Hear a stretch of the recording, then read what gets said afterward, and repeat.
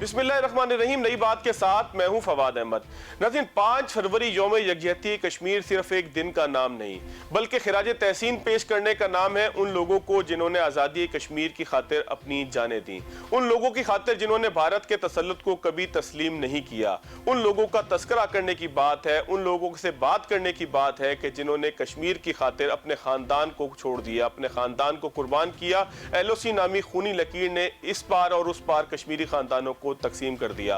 उन खानदानों का दर्द क्या है, उन खानदानों का दुख क्या है, उन्हीं की ज़बानी आज पूछेंगे। हमारे साथ एक खातून मौजूद हैं जिनके अपने सारे घर वाले मकबूजा कश्मीर में रह गए। साथ साथ सीनियर सहाफ़ी जुल्फ़कार अली भी हमारे साथ मौजूद है लाहौर स्टूडियो से, कि जिनका ख़ानदान न सिर्फ वहाँ रह गया बल्कि उन्होंने एक अज़म के साथ, एक जज्बे के साथ वो सारा डाटा रिकॉर्ड जमा करने का एक सिलसिला बनाया कि जो LOC पे भारत की बदमाशियों के सिलसिले में तमाम जमा किया जाता है। इसके साथ साथ सहाफ़त के अंदर भी उन्होंने जो है वो अपने करियर को आगे बढ़ाया। जुल्फ़कार साहब, आप ही से पूछते हैं, आप ही बताइएगा कि तकसीम का दुख क्या होता है? आपका आधा खानदान वादी के उस पार रह जाए कि जहां जाने की इजाजत ना हो, जहां पर जो है वो जुल्म हो रहा हो, और रोज आपका दिन यहां पर कटता हो ये सोचते हुए कि आज भारत ने किस तरीके से उनका नाटका बंद किया होगा, हुक्का पानी बंद किया होगा।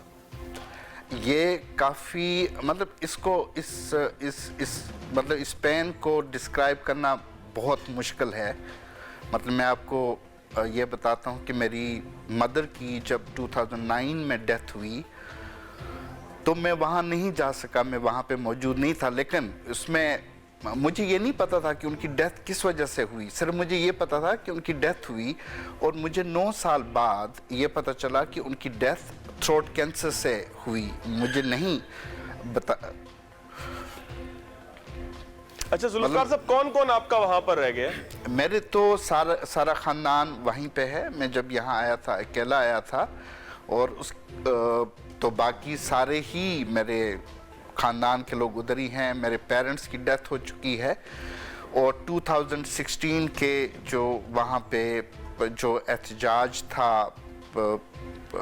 वहाँ हिंदुस्तान के ख़िलाफ़, उस दौरान मेरी 16 साल की भांजी जो है वो उनकी डेथ हुई।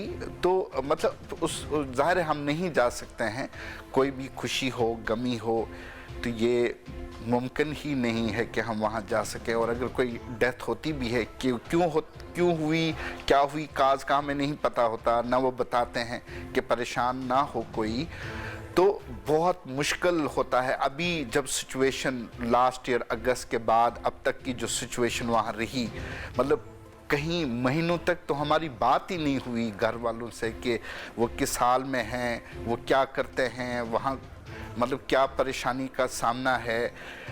मैं जुल्फ़कार साहब उस तरफ भी आता हूँ, थोड़ा सा मुझे बैकग्राउंड बताइएगा कि जब आप पाकिस्तान आए थे उस वक्त वादी के हालात क्या थे, किस जज्बे के साथ पाकिस्तान आए थे, किस तकलीफ की वजह से अपने खानदान को छोड़ना पड़ा था?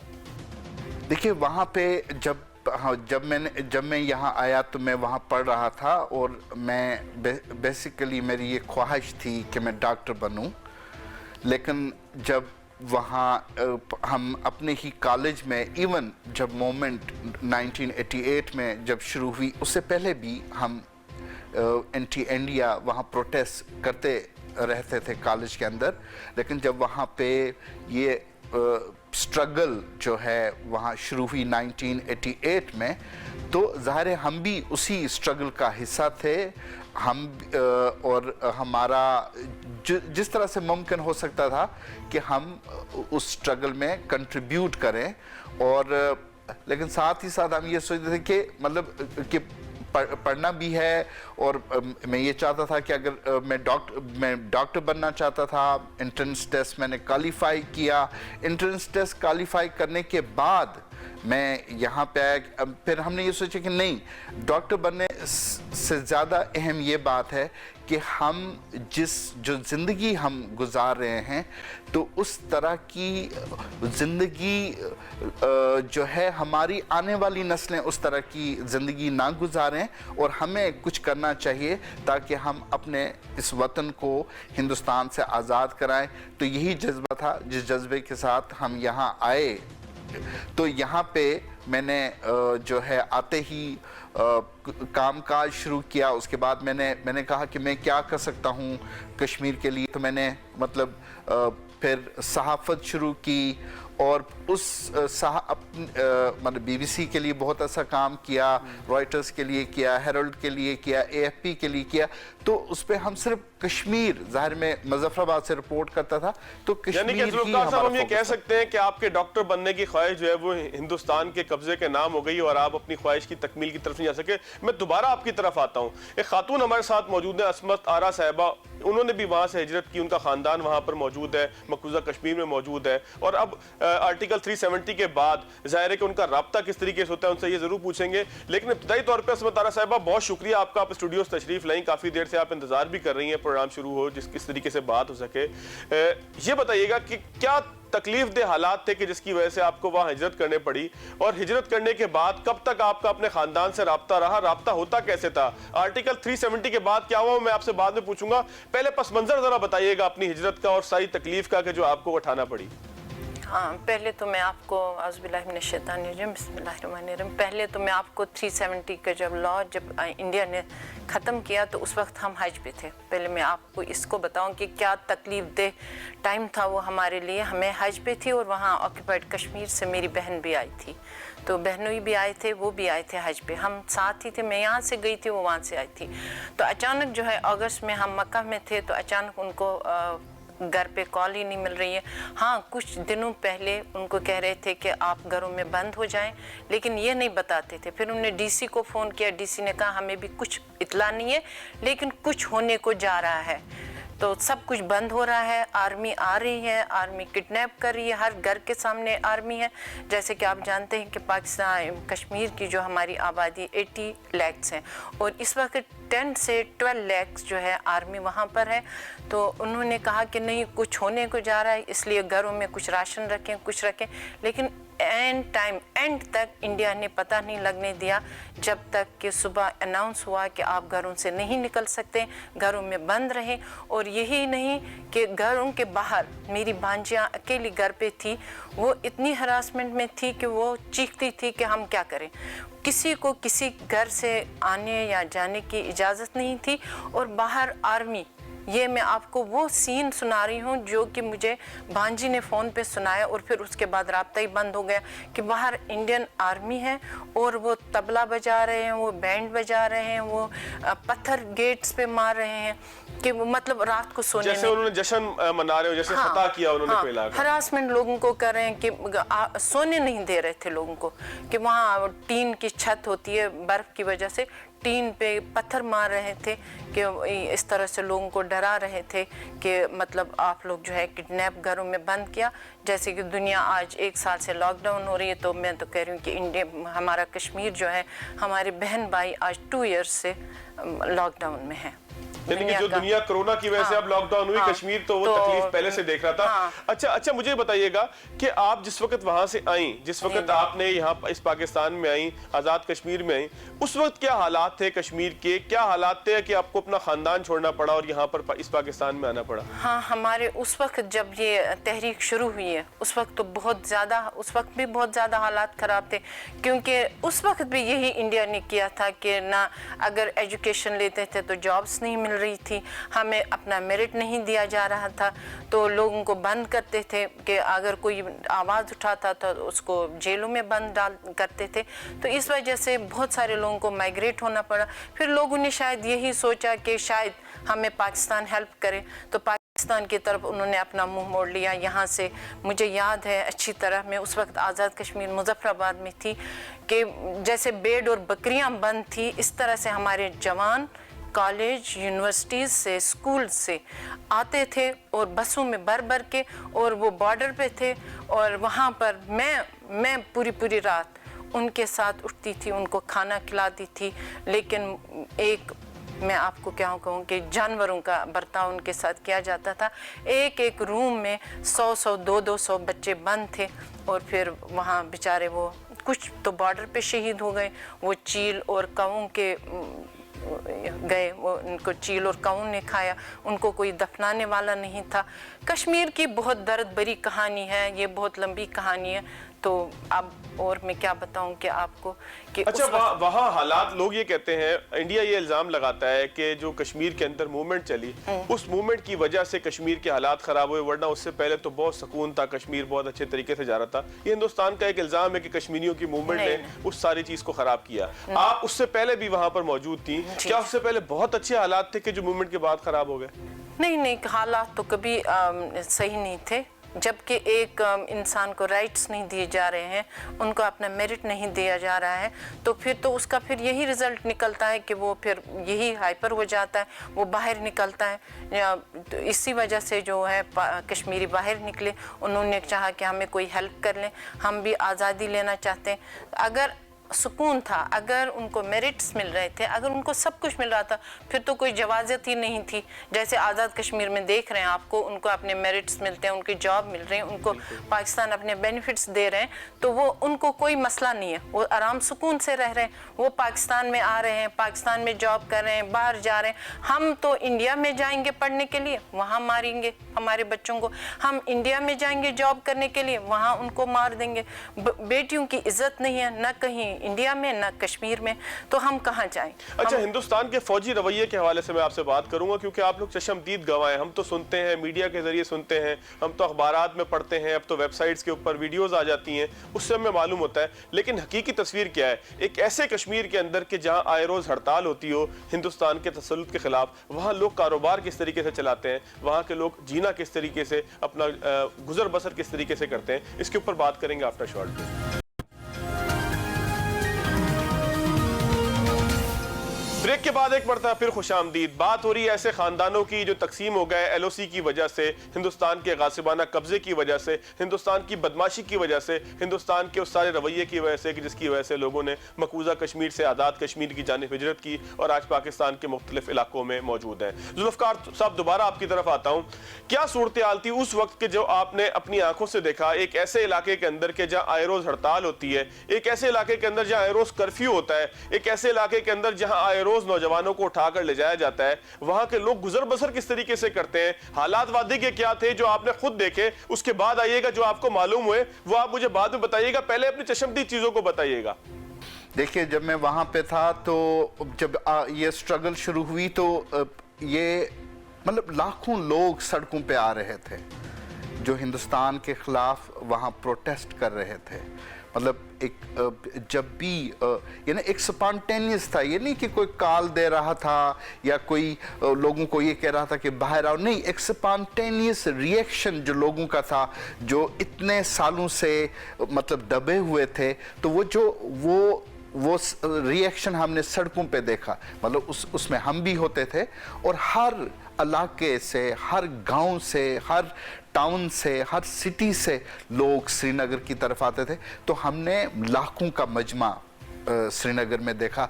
कहीं ख्वातीन उन प्रोटेस्ट को लीड कर रही हैं, कहीं मर्द लीड कर रहे हैं, कहीं बच्चे लीड कर रहे हैं। यानी हर तरफ जो है वहाँ पे सिर्फ आज़ादी की जो आज़ादी का नारा गूंज रहा था पूरी वादी में। और सच्ची बात यह है कि जब ये हम सिचुएशन देखते थे तो हमें ये हम सोचते थे कि अब हम आज़ादी शायद कुछ माह और कुछ हफ्तों की बात है, हम हिंदुस्तान से आज़ादी हासिल करेंगे। लेकिन उसके बाद कत्लेआम का सिलसिला, जो हम वहीं मौजूद थे जब श्रीनगर के अंदर जनवरी के महीने में जब इंडिया ने गवर्नर जगमोहन वहाँ भेजा, तो उसके बाद पे दर पे कहीं जो मास मसक्कर्स हुए और वो शुरू हुआ 21 जैन को शुरू हुआ, जब श्रीनगर के यहाँ पे गांव कदल में 50 से ज़्यादा लोग मारे गए और 200 से ज़्यादा लोग ज़ख्मी हुए। तो हर तरफ जो है लाशें पड़ी हुई थीं, ज़ख्मी हालत में लोग थे। तो ये सिचुएशन तो हमने फिर उसके साथ फिर दूसरा मसक्कर, फिर तीसरा मसक्कर, चौथा मसक्कर, यानी 30 तारीख तक, 31 तारीख तक जो है ये कहीं मसक्कर्स हुए श्रीनगर से लेकर कपवाड़ा तक। और बहुत ही लेकिन उस लोग खौफजदा नहीं थे। लोग ये कहते कि ठीक है, एक ही बार मरना है लेकिन आज़ादी हासिल करनी है। मतलब लोगों का जज्बा आज़ादी की तरफ था। लोग कहते थे कि हमें अपनी जान की परवाह नहीं है। बिल्कुल नहीं, कोई खौफ नहीं होता था। ये तो मतलब ये तो एक, मैं तो उस जज्बे को डिस्क्राइब नहीं कर सकता हूँ, चाहे वो बच्चा था, बूढ़ा बुजुर्ग थे, कोई खातून थी, कोई जवान था, किसी के चेहरे पे खौफ नहीं था। यानी हर एक हर तरह की कुर्बानी देने के लिए तैयार थे। मतलब मैं एक वाकया बताऊंगा कि एक वहाँ श्रीनगर में ही प्रोटेस्ट हो रहा था, तो जब ये एक तरफ बीवी लीड कर रही है ख्वातीन को और एक तरफ शोहर लीड कर रहा है मर्दों को, और दोनों पे गोलियां बरसाई जाती हैं, खातून जो हैं, और मतलब उस वक्त जो हमें यही था कि जख्मी हुए, और बाद में शायद वो दोनों ही मर्द और जो खातून थी जो लीड कर रहे थे उन प्रोटेस्ट को, दोनों शहीद। मतलब एक खौफ बिल्कुल किसी के चेहरे पे खौफ नहीं होता था। वो कुछ भी किसी भी हद तक जाने के लिए तैयार थे, वो गोलियां खाने के लिए तैयार थे, लेकिन उनका एक ही मुतालबा था कि हमें हिंदुस्तान से आज़ादी हासिल करनी है। तो वो जो जज्बा है वो मैं अपने अल्फाज में बयान ही नहीं कर सकता कि वो किस तरह का जज्बा था। अच्छा असमत तारा साहब, आपकी तरफ आते हैं। क्या हालात थे मकबूजा वादी के कि जब तहरीक शुरू हुई, जब आप लोगों ने हिजरत की, आपका आंखों देखा हाल क्या है? क्या वहाँ पर हालात थे? कारोबार लोगों का किस तरीके से चलता था एक ऐसी सूरत में कि जब आए रोज़ कर्फ्यू लगता हो, आए रोज़ हड़तालें होती हों? ये कारोबार जो है, कारोबार इंडिया ने बंद कर दिया। सबसे बड़ा कारोबार जो बिजनेस था कश्मीरियों का वो था फ्रूट। ठीक है, तो आपने देखा भी होगा मूवीज़ में कि उन्होंने अब इंडियन आर्मी यहाँ तक है कि बागों को भी कट कर दिया, दरख्तों को भी ख़त्म कर दिया, जला दिया। तो वो सबसे बड़ा बिजनेस जो था वो कश्मीरियों का ख़त्म हो गया। कश्मीरियों की हालत ख़राब है। अब जो है अगर उनके पास कोई थोड़ा बहुत है, वो अपने चावल निकलते हैं या सब्ज़ी निकलती हैं या मुर्गी, ये हालत हो गई है कश्मीरियों की। एक दूसरे को हेल्प करते हैं, एक दूसरे के घरों में खाना बेचते हैं, एक दूसरे के घरों में दूध वगैरह बेच देते हैं। ये क्योंकि ना उनके पास जॉब्स रह गई, ना उनके पास बिजनेस रह गया। उनकी हालत ऐसी है कि शायद मुझे नहीं लग रहा दुनिया में और किसी जगह ऐसी हालत होगी जो आज कश्मीरियों की हालत। क्या उम्मीद क्या रखते हैं कश्मीरी लोग, दुनिया से क्या उम्मीद रखते हैं? जब आपने वहां पर देखा, आपका राब्ता होता है, आपकी बात होती है, तो किस उम्मीद के साथ लोग आपसे बात करते हैं? क्या उनके ज़हन में ख्वाहिश है कि दुनिया को किस तरीके से साथ देना चाहिए उनकी मूवमेंट का, और पाकिस्तान को क्या करना चाहिए? हाँ, मैं आपको बताती हूँ। जब ये इंडिया ने जब ये कानून ख़त्म किया तो उस वक्त कश्मीरी मैंने कभी इतने बेबस नहीं देखे थे, पहले कभी नहीं देखे इतने। 70 ईयर्स से कश्मीर जो है जद्दोजहद करता है अपनी आज़ादी के लिए। कभी डोगरा ने, कभी इंडिया ने, फिर इंडिया मुसलत हो गया। लेकिन जो अब इस कानून के बाद जो मैंने बेबस कश्मीरी देखे, वो मैंने अपनी ज़िंदगी में कभी नहीं देखे। जैसे मुझे तो लग रहा है कि जैसे उनको जो अब आगे कुछ भी नहीं नज़र आ रहा कि हमारे साथ कोई अच्छा होगा। लेकिन पाकिस्तान गवर्नमेंट को मैं, जब से प्राइम मिनिस्टर इमरान खान आए हैं, इनको मैं अप्रिशिएट करती हूँ। उन्होंने बड़े बड़े फोरम्स पे पाकिस्तान की कश्मीर की बात लाई है, कश्मीर के लिए बात की है, कश्मीर के लिए आगे काफ़ी बात की। लेकिन वही बात है कि जब तक पूरी वर्ल्ड, मैं मुस्लिम कंट्रीज़ को मैं ज़्यादातर कहती हूँ कि जब तक मुस्लिम कंट्रीज़ हमारा साथ नहीं देंगे तब तक पाकिस्तान अकेला कुछ नहीं कर सकता है। अच्छा जुल्फ़कार साहब, मैं दोबारा आपकी तरफ आता हूँ। जब ये आर्टिकल 370 वाला वाकया था, इससे पहले आपका राब्ता कश्मीरी अपने जो घर वाले हैं उनसे किस तरीके से हुआ करता था? उसमें भी उस वक्त कोई दुश्वारी थी? ये आर्टिकल 370 के बाद तो कहते हैं कि जी लॉकडाउन है, राब्ता बड़ा मुश्किल है। उससे पहले क्या सूरत हाल थी राब्तों की? देखिए, उससे पहले जब भी वहाँ, चूँकि कश्मीर में 90 के बाद हालात हमेशा ख़राब ही रहे, और फिर 2016 से लेकर अब तक मसलसल हालात बहुत ही संगीन हैं। तो कभी इंटरनेट बंद हो जाता था, मतलब हमारा एक ही फ़ोन तो हम नहीं कर सकते हैं क्योंकि यहाँ से कोई भी कॉल वहाँ नहीं जा सकती है। अगर आप रेगुलर कॉल करेंगे फ़ोन पे, आप नहीं कर सकते हैं कॉल। आपके पास एक ही तरीका है उनसे बात करने का, वो है व्हाट्सएप से करेंगे या कोई और ऐप इस्तेमाल करेंगे कि उनसे बात करेंगे। लेकिन जब इंटरनेट नहीं होता तो हम उनसे बात ही नहीं कर पाते थे, और कभी कहीं कहीं माह तक हमें उनके बारे में कोई खबर नहीं होती थी कि वो किस हाल में हैं, कैसे हैं। मतलब बाज़ औक़ात अगर कोई रिश्तेदार वगैरह कोई वफ़ात पा जाता था तो हमें कई माह बाद یعنی اس دور میں بھی ہمیں کئی ماہ بعد یہ پتہ چلتا تھا کہ ہمارے کسی عزیز کی کسی رشتہ دار کی ڈیتھ ہوئی ہے، تو وہاں پہ رابطہ رکھنا مطلب ایک ہی ایک طریقہ ہے، وہ ہے کوئی ایپ آپ یوز کریں، واٹس ایپ زیادہ تر واٹس ایپ یوز کرتے ہیں، تو اگر انٹرنیٹ نہیں ہے تو آپ کا رابطہ ہی نہیں ہے۔ تو یہی سچویشن آرٹیکل 370 کو ریووک کرنے سے پہلے تھی، اور یہی سچویشن بعد میں بھی تھی، لیکن آرٹیکل 370 ریووک کرنے کے بعد جو انٹرنیٹ شٹ ڈاؤن رہا، وہ بہت اس کا جو وہ کافی عرصے تک، کئی مہینوں تک رہا، یعنی 5-6 مہینے تو ہمیں کوئی رابطہ نہیں تھا۔ اچھا ذوالفقار صاحب، جب آپ کی بات ہوتی تھی تو وہاں لوگوں کا جذبہ کیا تھا؟ آپ کا رابطہ جب بھی ہوا 370 سے پہلے، تو لوگوں کا جذبہ کیا تھا؟ ان کی موومنٹ کے اندر کوئی مدھم بھی ہو گئی تھی، کم بھی ہو گئی تھی موومنٹ، یا موومنٹ میں آپ لگتا تھا کہ آئے روز جو ہے اس کے اندر موومنٹس بخشی جاتی ہے، روز بروز جو موومنٹ کے اندر طاقت آ رہی ہے؟ وہاں میری جب بھی، چونکہ بہت سارے لوگوں سے رابطہ ہوتا تھا، بات ہوتی تھی آرٹیکل 370 ریووک ہونے سے پہلے، بلیو می، مطلب مجھے جس سے بھی بات ہوئی وہ یہ کہتے تھے کہ اب ہم آخری فیصلہ کن جنگ لڑ رہے ہیں ہندوستان کے خلاف، اور ہندوستان نے وہاں پہ 47 سے آج تک جو مظالم کرتا رہا ہے، مطلب اب تو دیکھیں ماس انکارسریشن ہوئی، ماس اریسٹ ہوئی، پوری آبادی کو گھروں میں بند کر دیا، ماس ریپ ہوئی، ماس مسکس ہوئے، پھر ماس ٹارچر ہوا، ماس ہیومن شیلڈ، ماس ایکسپلائٹیشن، تو ماس بلائنڈنگ، تو یہ سب کچھ کرنے کے بعد بھی میں آپ کو یہ کہوں گا کہ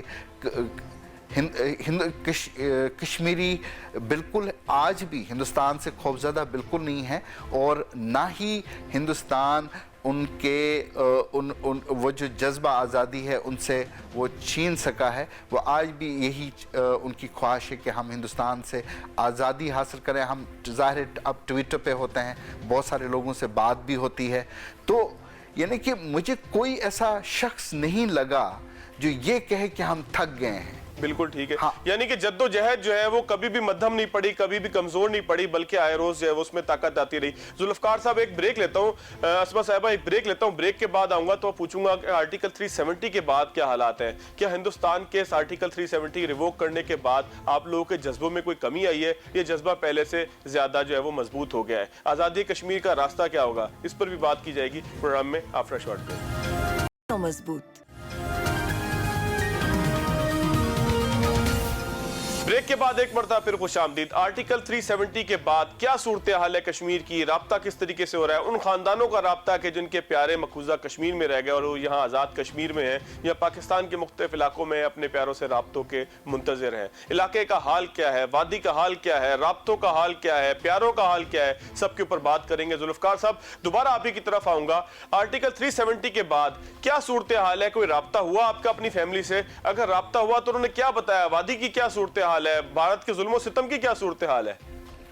میری جب انڈیا نے 5 اگست کو ریووک کیا آرٹیکل 370 تو پہلی رات تو کوئی 10 بجے کے قریب، یہاں کے 10 بجے کے قریب میں بات کر رہا تھا اپنے ایک عزیز سے، اور بات کرتے کرتے 10 بجے جو ہے رابطہ منقطع ہوا۔ میں ٹیکسٹ کر رہا ہوں، وہ جا نہیں رہا اور جواب کوئی نہیں آ رہا، لیکن ہمیں پہلے سے ہی اندازہ تھا کہ وہ انٹرنیٹ جو ہے انہوں نے شٹ ڈاؤن کر دیا ہے وہاں پہ۔ اور اس کے بعد مسلسل اس کے بعد تو کوئی 6 مہینے تک ہمیں کوئی خبر نہیں تھی کہ ہماری فیملی کس حال میں ہے، کیا ہو رہا ہے وادی کے اندر۔ صرف وادی سے جو لوگ باہر نکلتے تھے وہ کوئی ٹویٹ کرتے تھے یا کسی جرنلسٹ کے ذریعے، کیونکہ جرنلسٹ بھی ہر جگہ پہنچ نہیں پا رہے تھے وہاں پہ، اور ظاہر ہے وہاں پہ قدغن بہت ہے، پابندیاں بہت ہیں صحافت پر بھی، صحافیوں پہ بھی، اور وہ لکھ نہیں پا رہے تھے وہ سب کچھ جو وہاں پہ ہو رہا تھا۔ ہمیں اگر پروٹیسٹ بھی ہوتے تھے تو وہ پروٹیسٹ کور نہیں ہو رہے تھے۔ میں اس کی ایک مثال دیتا ہوں کہ وہاں انڈین گورنمنٹ خود یہ ایڈمٹ کر رہی ہے کہ اگست 5 سے لے کر सितंबर के महीने तक, सितंबर यानी इन 2 महीने के अंदर 500 से ज़्यादा प्रोटेस्ट हुए, लेकिन कवर चंद एक प्रोटेस्ट हुए। या तो सहाफ़ी वहाँ पहुँच नहीं पा रहे थे, पाबंदियों के बायस पाबंदियाँ थीं, और अगर और या वो कवर नहीं कर पा रहे थे या उनको थ्रेट्स थी। वो सिर्फ हमें बाद में ये पता चला कि वहाँ प्रोटेस्ट हुए, वो भी बीबीसी के ज़रिए, बीबीसी ने कुछ प्रोटेस्ट जो हैं वहाँ से कवर किए, तो उससे हमें सूरत हाल का थोड़ा बहुत अंदाज़ा होता था, लेकिन वहाँ से कोई ख़बर नहीं आ रही थी, मतलब 1% भी खबर नहीं आ रही थी। और सारा का सारा इंडियन मीडिया वहाँ पे था, और इंडियन मीडिया जो है वो वहाँ पे सिर्फ प्रोपेगेंडा कर रहा था, झूठ फैला रहा था। उसका हमें अंदाज़ा था कि इंडियन मीडिया जो कुछ भी बता रहा है वो झूठ है, प्रोपेगेंडा है, उसमें सदाकत। वो ये बता रहे थे कि सब कुछ ठीक है, लेकिन फिर अगर कोई वहाँ से कश्मीरी बाहर निकल आता था दिल्ली, तो वो वहाँ से कोई ट्वीट करते थे, वो बताते थे कि क्या है वहाँ की सिचुएशन, किस तरह की पाबंदियाँ हैं, लोग घरों में कैद हैं, बाहर फौजी हैं, किसी को बाहर निकलने की इजाज़त नहीं, दुकानें बंद हैं, थ्रेट्स दिए जाते हैं, और घरों पे रात को घरों पे हमले होते हैं, नौजवानों को किडनैप किया जाता है, बच्चों को किडनैप किया जाता है, ख्वातीन को हरासा किया जाता है, मुल्लस किया जाता है। तो ये सब कुछ मतलब एक अंधेरे में हो रहा था, कंप्लीट ब्लैकआउट था। जुल्फकार साहब, मैं दोबारा आपकी तरफ आता हूँ। असमत तारा साहिबा से पूछते हैं, आपने बताया कि आप हज पर थीं कि जब आर्टिकल 370 जो है वो ख़त्म हुआ और उसके बाद जो है वो कश्मीर में कर्फ्यू लगा, एक लॉकडाउन हो गया। आपने जिस तरह से बताया कि एक ऐसा लॉकडाउन था कि दुनिया ने तो बाद में देखा, लेकिन कश्मीरी तो बहुत अरसे से देख रहे हैं। आपका उसके बाद कोई राब्ता हुआ, उस लॉकडाउन के बाद कोई राब्ता हुआ? किस तरीके से आपने अपने प्यारों की कोई खबर ली? हाँ जी, तकरीबन 1 साल पूरा तो इंटरनेट इंडिया ने बंद किया था, बिल्कुल इंटरनेट नहीं चल रहा था, तो कोई हमारा राब्ता उनके साथ नहीं था। तो फिर जो है अब थोड़ा बहुत उन्होंने खोलना शुरू कर दिया, तो अब जो हमें पता चलता है जैसे कि हर एक डिपार्टमेंट के ऊपर जो है उन्होंने इंडिया से लाए हैं लोग। जैसे मेरा भाई इंजीनियर है तो उनका चीफ इंजीनियर जो है वो इंडिया से लेके आए हैं, डॉक्टर हैं तो हेल्थ डिपार्टमेंट में इंडिया से लाए हैं। मतलब हर एक को ऐसी सिचुएशन उन्होंने अब कश्मीर में बनाई है कि हर कश्मीरी जो है रिज़ाइन देना चाहता है, इतना उनको तंग करते हैं। हालांकि अच्छे पढ़े लिखे जॉब्स पे, इतनी अच्छी जॉब्स पे हैं, लेकिन वो अब यही चाह रहे हैं कि हम कैसे निकल जाएंगे कश्मीर से। इसके अलावा क्या हालात क्या रहे वहां पर इस दौरान, 370 के दौरान? खाना पीना बंद, इंटरनेट बंद, बिजली बंद, एक मुकम्मल लॉकडाउन के अंदर कश्मीरियों का गुजारा किस तरीके से हुआ? कोई खबर आपको वहां से आई इसकी? उन 1 साल तो हमें कोई भी इत्ला नहीं थी, कोई भी खबर नहीं थी वहाँ से। लेकिन उसके बाद जो अब थोड़ा बहुत हमें फ़ोन पे बात होती है तो वो यही है कि अब जो है थोड़ा बहुत अपनी ज़मीनों से निकलता है, उसी पे गुजारा करते हैं, एक दूसरे को मदद करते हैं। मतलब उनकी ज़िंदगी ना कपड़ा मिलता है, ना कोई बाहर की चीज़ मिलती है। अचानक वो करेगा जम्मू से रास्ता बंद, ना पेट्रोल मिलता है, ना मिट्टी का तेल मिलता है। मतलब जो इंडिया से आना होता है तो वो बिल्कुल ही वो उसको ब्लॉक कर देता है, रोड को, कुछ भी नहीं आता वहाँ से। मतलब बहुत मिजरेबल लाइफ है वहाँ पर। और उसके बाद जो है जो जॉब्स पे हैं बेचारे उनको तंग करते हैं। अब यही कश्मीरियों की हर तरह से कि यही होता है कि हम कश्मीर से निकल जाएं। कोई बाहर अगर किसी के पास पैसे चाह रहे हैं वो अपनी, अब मैं ये पाकिस्तान को बोलना चाह रही हूँ, प्राइम मिनिस्टर को बोलना चाह रही हूँ कि अब कश्मीरियों को अब इतना उनको तंग करें कि वो अब चाह रहे हैं अपनी ज़मीन बेचना, वो अपनी प्रॉपर्टी बेचना चाह रहे हैं ताकि हम कश्मीर से निकल जाएं। और इंडिया यही चाहता है कि वो इंडिया से लाके, और उसने वो शुरू भी कर लिया कि इंडियंस को लाके वो सेटलमेंट अफराद निकल जाए और वहाँ पर जो है वो हिंदुस्तान के शहरी आकर आबाद हो जाए, ताकि जो है आबादी का तनासुब भी तब्दील हो जाए। और हिंदुस्तान में कभी भी हिंदुस्तान को जो है वो अगर वहाँ पर कोई राय शुमारी करवाना पड़े तो जाहिर है कि वो तब्दील हो जाए। अच्छा, मैं जुल्फकार साहब दोबारा आपकी तरफ आता हूँ। कश्मीरी पाकिस्तान से क्या तवक्का रखते हैं? कश्मीरी पाकिस्तानियों से क्या अपील करते हैं? कश्मीरियों का जज्बा कैसा है पाकिस्तान के साथ मिलने का या एक आज़ाद रियासत का?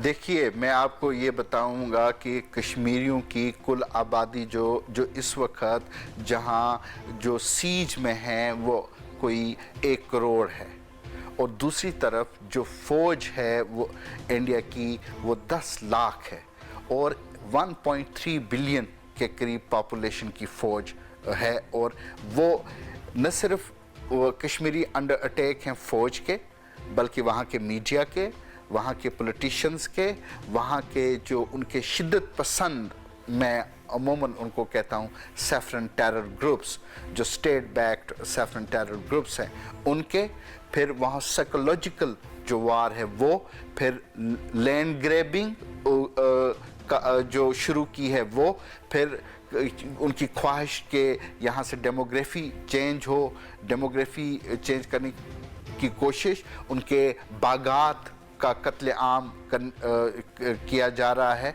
उनकी इकानमी को तबाह किया जा रहा है। यानी हर तरह से इंडिया ने उस वक्त जो है कश्मीरियों के खिलाफ वार शुरू किए, हर तरह से वो मिलिट्री ऑपरेशंस हैं, इकोनॉमिक वार है, साइकोलॉजिकल वार है, लैंड ग्रैब टेरर जिसको मैं कहता हूँ वो है। ये सारी चीज़ें कश्मीर में हो रही हैं। तो एक छोटी सी आबादी जो अंडर अटैक हो 10 लाख फौजियों के, और जो एक 1.3 बिलियन पॉपुलेशन की फौज हो, तो आप मुझे बताएं वो छोटी सी आबादी क्या करेगी? मतलब पाकिस्तान से और पाकिस्तानियों से ये उनकी जो तवक्कात हैं वो ये हैं कि पाकिस्तान को, चूंकि पाकिस्तान एक पार्टी है, एक वाइटल पार्टी है कश्मीर डिस्प्यूट का, और पाकिस्तान को चाहिए कि वो ये स्टैंड ले कि मुझे वहाँ के, चूंकि वो पाकिस्तान के तो शहरी है ना, चूंकि पाकिस्तान तो इस डिस्प्यूट की पार्टी है, अहम पार्टी है, तो पाकिस्तान को सीधा जो स्टैंड लेना चाहिए वो ये है कि मुझे वहाँ की, यानी उनकी एग्जिस्टेंस थ्रेट में है, तो उनकी जब एग्जिस्टेंस ही थ्रेट में है तो उनकी एग्जिस्टेंस, उनको बचाने के लिए पाकिस्तान को मिलिट्री इंटरवेंशन करना पड़ेगी। क्यों इंडिया ने नहीं किया मिलिट्री इंटरवेंशन पाकिस्तान के इंटीग्रल पार्ट में? बिल्कुल बिल्कुल ठीक है, बिल्कुल ठीक है जुल्फकार साहब, जाहिर है कि सोल्यूशन इसका कोई ना कोई तो होगा, जाहिर है कि रियासत के ऊपर सोच भी रही है। बिल्कुल आखिरी 30 सेकंड है अस्मा साहिबा, आप क्या कहना चाहेंगी, दुनिया से क्या अपील करना चाहेंगी, कश्मीरियों का किस तरीके से साथ दे? मैं तो सबसे पहले पाकिस्तान से अपील करना चाहती हूँ कि पाकिस्तान कश्मीर के बगैर नहीं है और कश्मीर पाकिस्तान के बगैर नहीं शेयर आ गए जी, बिल्कुल। ये तो जैसे इंडियन प्राइम मिनिस्टर पहले ही अनाउंस कर चुके हैं कि मैं पानी बंद करूँगा। अगर उसने पानी बंद किया कि वो हर दरिया पे डैम बनाना चाह रहा है, तो अगर उसने पानी बंद किया तो पाकिस्तान डेजर्ट बनेगा। तो इसलिए मैं चाह रही हूँ कि पाकिस्तान को डू आर डाई करना चाहिए कश्मीर के लिए। कश्मीरी पाकिस्तान के बगैर नहीं रहते हैं, उनकी अपनी लाशें आप देख रहे हैं पाकिस्तान के झंडे में लपटी हुई हैं, और पाकिस्तान का नाम ले लेकर शहीद हो रहे हैं वो लोग। तो इसलिए मैं दोनों मेहमानों का शुक्रिया, टाइम बड़ा मुख्तसर था, फिर कभी आपसे ज़रूर बात करेंगे, लेकिन इस नारे के साथ कि कश्मीर पाकिस्तान है, पाकिस्तान का हिस्सा है, पाकिस्तान का हिस्सा बनेगा, पाकिस्तान का हिस्सा रहेगा। आज के प्रोग्राम से इतना ही, अगले प्रोग्राम तक लिया दीजिए। अल्लाह।